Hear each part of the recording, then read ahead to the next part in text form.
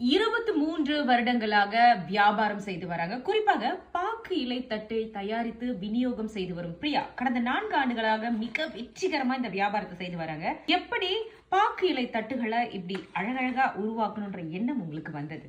First இந்த பொல்யூஷனை வந்து நம்ம அவாய்ட் பண்ணணும். அப்புறம் வந்து குளோபல் வார்மிங்கோட சிச்சுவேஷன் பார்த்துட்டு நம்ம என்ன இனோவேட்டிவா கொண்டு வரலாம் அப்படின்னு யோசிச்சப்பதான் நம்ம வந்து இந்த பாக்கு மர மட்டையிலேருந்து இந்த பிளேட் செய்ய ஆரம்பிச்சோம். சரி, மக்கள் மத்தியில விழிப்புணர்வு இருக்கா? அதாவது நெகிழி பயன்பாட்டை, பிளாஸ்டிக் தட்டுகளை குறைக்கணும், இது போன்ற இயற்கையை பாதுகாக்கும் தட்டுகளை பயன்படுத்தணும்ன்ற விழிப்புணர்வு வந்துருச்சா?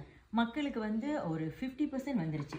பொதுவாக எல்லாருமே நிறைய வகை தட்டுகள்லாம் இந்த இயற்கை சம்பந்தப்பட்டு செய்திருக்காங்க. உங்ககிட்ட பிடிச்சது என்னன்னா இந்த தப்பாவு பண்ற ஒரு தட்டி வைத்திருக்கு. அந்த தப்பாவு இது வந்து இங்க லாக் பண்ணிக்கோ. பாத்தீங்களா, நீங்க வேற மாதிரிதான்.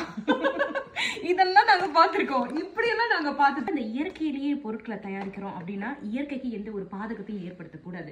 இது வந்து அந்த மரத்துல இருந்து, பாக்கு மரத்துல இருந்து வெட்டுவீங்களா இல்ல உதிர்ந்த இலைகளை வைத்து? இந்த பிளேட்ஸ் வந்து நம்ம எப்படி செய்யறோம்னா, பாக்கு மரம் இலை இருக்குல்ல, அந்த காஞ்ச மட்டை இருக்குல்ல, கீழே உளுந்து அந்த மட்டையை எடுத்துட்டு வந்து தான் இதை செய்யறோம். ஸோ நம்ம ஒரு மரத்துக்கு எந்த ஒரு சேதாரமும் இல்லாம, எந்த ஒரு துன்புறுத்தலும் இல்லாம செய்யற பிளேட்ஸ் தான் இது. அப்ப நாங்க நம்புறோம், நீங்க வந்து துன்புறுத்தல நாங்க நம்புறோம். இது போன்று இவங்களுடைய பாக்கு இலை தட்டுகள் தயாரிப்பு வியாபாரத்தில் பல சுவாரஸ்யமான கதைகள் இருக்கின்றன. சிகரம் தொடர் நிகழ்ச்சியில மேலும் தெரிந்து கொள்ள மறந்துடாதீங்க.